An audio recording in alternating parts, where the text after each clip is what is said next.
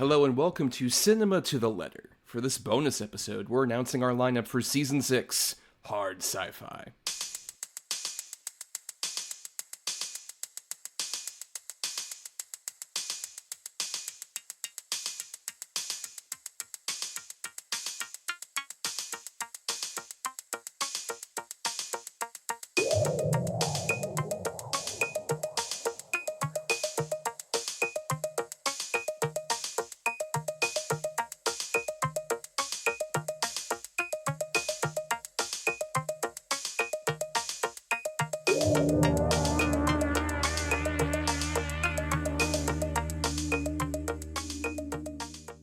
On regular episodes of Cinema to the Letter, we break down the very nature of cinema, letter by letter. For each episode of a film miniseries topic, we cover 6 films that fit a C for classic, I for indie, N for new, E for egregious, M for masterpiece, and A for atypical. Because who doesn't love an acronym, am I right? I am Thomas in the cold, dark reaches of space. Hello, I'm Bryan from the warm blanket of dystopian sci-fi. Opposite of you. So loving that dystopian blanket, as always. But welcome to Season 6, everybody, where, we decided to go for a more, sci-fi direction, but we're dubbing it hard sci-fi, which we'll get into in a bit. But we also got to shout out, this is coming out, Bryan, on the eve of the start of our second year. Because we started July 11th, 2023, and this is coming out, I believe, the 9th, whatever that second Tuesday in July is. So, it's been a full year. Can you believe it? Wow, what a time! We did it. We made it a whole year. What an honor! Yeah, and we somehow decided not to stop there. While we're, I don't know if ahead is the correct term. Necessarily. No, but before we've gotten sick of each other. Right. That hasn't happened yet. But no, there's a whole another year where that could happen. But in the meantime, we're still going to do our 6th season, which, as we mentioned, is hard sci-fi. And Bryan, this was kind of your decision. I kind of put the planning to you a bit as to what would you want to do for a season? And you ended up picking hard sci-fi. And why exactly? And maybe also, we should probably try and determine what that means, because we've been going back and forth about it, and we'll probably continue to go back and forth about it throughout the whole season as to what hard sci-fi is. But to you, what is that definition? Well, I love science fiction. It's something I've just really always loved my entire life, but as I have gotten much older, I just find, I don't know, there's something about, I've always really been interested in technology and the future and just kind of all that kind of stuff. So for me, I think hard science fiction, we've kind of, I guess, gone with more of a grounded sci-fi as our definition, because if you look on for example, if you go on Letterboxd and you look at the science fiction genre on there, you'll find Interstellar, which is a pretty quote-unquote realistic sci-fi movie, but then you'll find I don't know, Avengers Age of Ultron or The Hunger Games or something like that, which are fun sci-fi movies, but they are not, quote-unquote realistic, which I guess there is a definitive definition of hard science fiction, which is, of course, grounded in some sort of real science, right? Right. Specifically, hard science fiction goes into a lot of the hard or natural sciences, so chemistry, biology, engineering, etc., that kind of stuff. Yeah, but I think mainly we have, this is maybe pretty obvious from the get-go, but we are not scientists. Speak for yourself. Of course, I'm sorry, doctor. But, we have gone for movies that are obviously a lot more grounded and have some sort of grounding in some kind of plausible, way that these technologies and these kind of things could happen, as opposed to the more outlandish sci-fi or any kind of comic book stuff or something like that. The line I've usually heard basically from people in terms of like the line between kind of like hard sci-fi and more hard sci-fi is kind of like Star Trek to Star Wars. Yeah, Even though, admittingly, Star Wars is also like it's very much sci-fi fantasy kind of right. thing. Yeah, Right. more leaning into that space fantasy, but of course like there's spaceships and there's like blasters and stuff like that. But yes, a good example. I think I saw someone talk about the difference between like space fantasy and like science fiction is in Star Wars when the Millennium Falcon is like malfunctioning. You usually just have Harrison Ford like banging on some stuff, turning some like things, and then like the ship comes back to life and whatever. Whereas on Star Trek, which I've been really getting into, like the original Star Trek series earlier this year, every time there is a problem on the ship or a problem with some sort of technology on the ship, there is usually some kind of like explanation where it's like, oh, this thing malfunctioned in the engineering bay. We need to fix it, and that will take time to do because there is sort of that kind of grounded nature. And I always think of, for instance, like in something like Alien, when like the ship has to dock and redock, it is this kind of process that you really kind of have to go into. It isn't just like the ship takes off. It's like, no, there is an undocking sequence, and there's like a process to this kind of thing.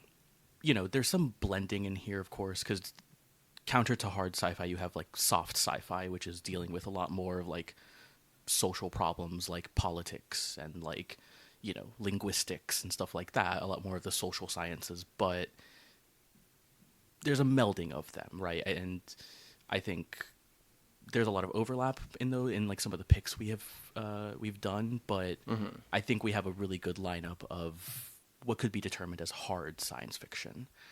But yeah, I'm super excited because I think not only have we kind of have a good lineup here, but I think it's a broad palette of like different kinds of science fiction films. I think that was one of A the things. variety, one could A say. variety, yeah. A plethora. A Right, cornucopia. yes. Man, a doctor and a thesaurus. Yeah, but we have kind of tried to do a lot of different stuff, so we don't just have like space science fiction, right? Like movies set in space. We have different kinds of stuff that we've picked here that I think have, just a good lineup that I'm personally very excited for. And yeah, I guess, should we get into that lineup? I guess, unless you have something else to. Well, no, I mean, yeah, I think I'll add at least that like I said, we went back and forth as to what hard sci-fi is defined as, and there was a lot of like just really honing in on like, okay, something that feels a bit more grounded, and I think for the most part we do have that with our picks, but one might argue with us in the comments if they were to ever comment about like, well, actually, that kind of shit, we don't want that. Sure. Yeah. I mean, Right. look, I think I like the term hard sci-fi because I think it, without getting too much into the nitty gritty, I think as a broad term, it does kind of indicate the type of movie we're going for, right? We're not going for the more goofier type of sci-fi or the anything like that. These movies are still grounded in some sort of realistic depiction of the science fiction they're trying to depict, whether it be technology or space or robots, whatever, what have you. But again, we're not scientists, and I was always awful in science. It was like my worst subject, like Yeah. chemistry and biology. So kind of ironic as well that I love science fiction now. Right, of course. But now let's go through our lineup. So, as per usual, as I mentioned up at the top, we have our system with our anagram for cinema. And let's go ahead and just say here. So, our first episode that'll be coming out next week on July 16th will be our C for Classic, which will be The Andromeda Strain, which is a classic sci-fi film from 1971, based on the Michael Crichton novel, who he tended to kind of go in that kind of direction. A movie that neither of us had seen until we decided to pick it for the show, and we're about to record that episode in a moment. It's a good one to kind of set up the palette of what a hard sci-fi movie is. I was gonna say, I think this is. I just finished it like an hour ago for the first time, and I think it is a perfect example of defining hard sci-fi, but also just the kind of movie we are trying to kind of talk about here in terms of this for this season. Plus, when we were going through and trying to plan the C for Classic, this one is like the most consistent, probably. Like this in like 2001: A Space Odyssey, probably, in terms of like laying the groundwork for what hard sci-fi would be, particularly in that like early 70s period. But then our eye for indie is High Life, the Claire Denis film, which was a Patreon chosen winner. Shout out there to our patrons at Cinema 2 Letter over on Patreon, where they ended up picking High Life, the Claire Denis directed film starring Robert Pattinson. We had both seen this one, and it definitely is an interesting indie in its own right. A very curious movie that I'm glad the patrons ended up picking. Yes, I love that movie. It's one of my favorite movies of that year that it came out. I have seen it multiple times at this point, and I can't wait to watch it again and to talk about it because it is a really, really fascinating movie. Yes. Then our N for New, not too long after High Life in terms of its release. By the way, the High Life one's coming out July 23rd, and then on July 30th, our N for New is Crimes of the Future, the David Cronenberg film from 2022. Definitely another interesting one, especially in terms of the hard sci-fi element, in that it feels vaguely plausible, even though it has a bit of that Cronenberg sheen of body horror to it. We did want to do a Cronenberg movie because he has made multiple sci-fi movies, and it clearly is something that he's fascinated by. And of course, that movie has a lot of weird elements to it with body horror, but also just with like fascinating like tech and like alternate future like technology and stuff like that. That's really fascinating and a great movie. So normal though. Very normal. Very normal. And for normal, really, when you think about it.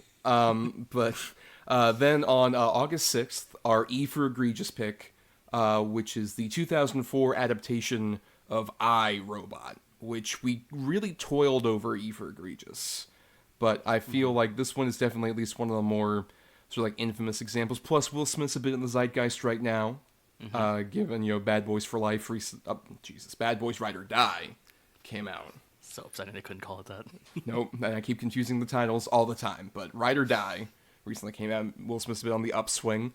So we'll go back to sort of what I would argue is kind of like the peak Will Smith period. In terms of like, from like, that 10-year period between like Independence Day through to like, I'd say I Am Legend is like sort of that decade or so period. And this is one of the more looked down upon in that run. It is. I've never seen it. It's one of the only ones I haven't seen on this list. I have also been kind of fascinated by Will Smith recently. I've been watching a lot of his movies over the past like year or so, and it'll be fascinating to talk about the career of Alex Proyas, who made this movie, who has a lot of interesting and weird and sometimes bad movies. But also it'll be interesting to, of course, talk about it because it is written by Isaac Asimov, who is one of like the grandfathers of the hard sci-fi as a genre, right? Of course, with like Arthur C. Clarke and At least the original book was written. I don't believe Isaac Asimov did the screenplay. No, this particular version, no. Yes. Well, to contrast that, Bryan, you're talking about one that you haven't seen yet. For our M for Masterpiece on August 13th, we'll be covering one I haven't seen. Deja Vu from 2006, the Tony Scott film starring Denzel Washington, one of their many collaborations, and that'll be very interesting as well.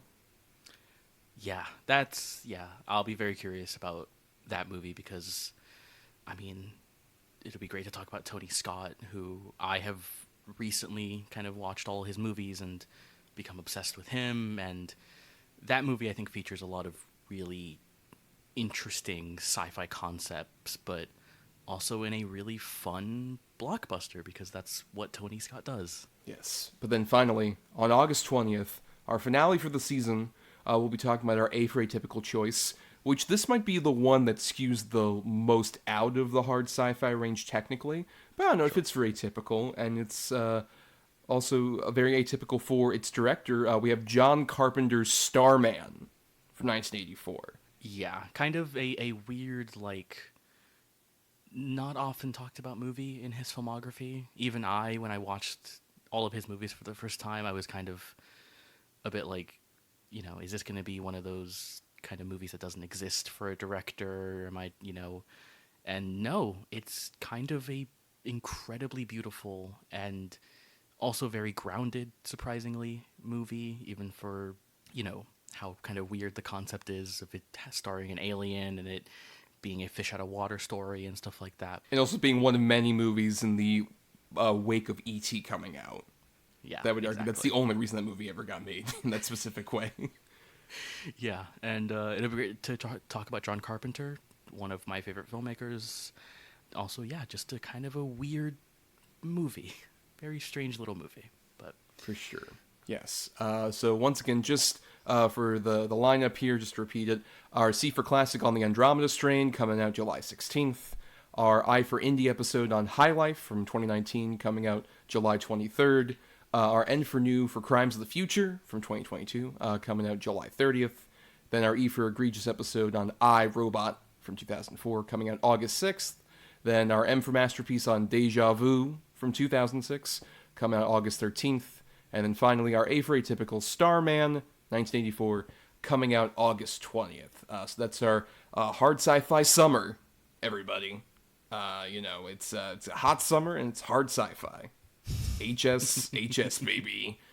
Over here at Cinema to the letter. But we should also shout out that over on our Patreon, we produce, bonus stuff every month, including we'll be doing audio reviews for new releases that are coming out, the big summer movie season.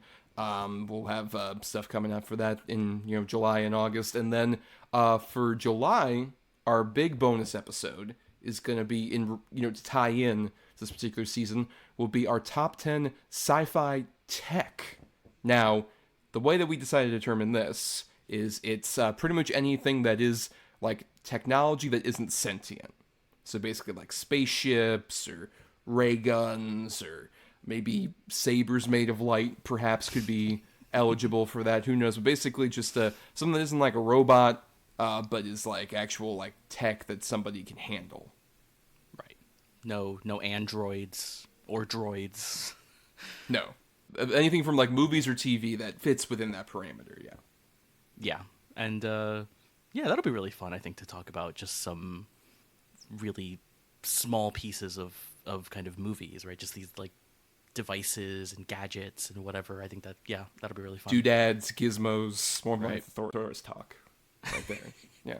Also, just a shout out, there's other bonus stuff on there, like I do the monthly Marco Polo thing with Tori DePina, friend of the show, where we talk about Adult Swim things that are randomly chosen. And I'm sure by the end of the season we'll have a poll of some sort related to our next season, which, given the calendar, it'll be October. It'll be something spooky, some horror-related season. We haven't decided that yet as of this recording, but we'll turn our wheels and determine what that'll be. All that over there for just $1. You get to listen to all that and help program the show, like, for our Eye for Indie for this season. Really helps out, really keeps things floating around in space, in the dark recesses. Where no one can hear you scream. Truly. But before we get out of here, we want to thank some people. We want to thank Burial Grid for our music for the show. Purchase music at burialgrid.com. Thanks to Michelle Kyle for her artwork. Find her artwork at MishKyle96 on Twitter. And, of course, like I said, thanks to our patrons, Cineast patrons over at patreon.com/cinema2letter.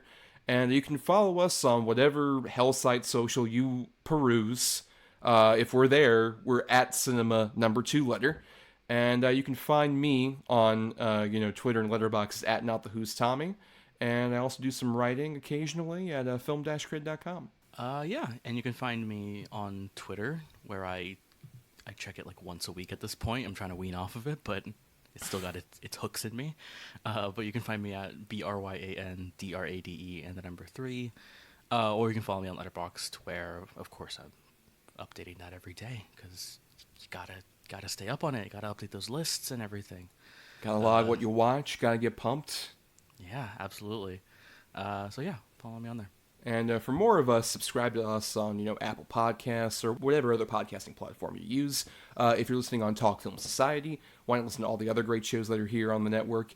And you can also dig into the archives on our Podbean main feed for the last 5 seasons of this show, and also the old double-edged double bill stuff we used to put on this feed, all there.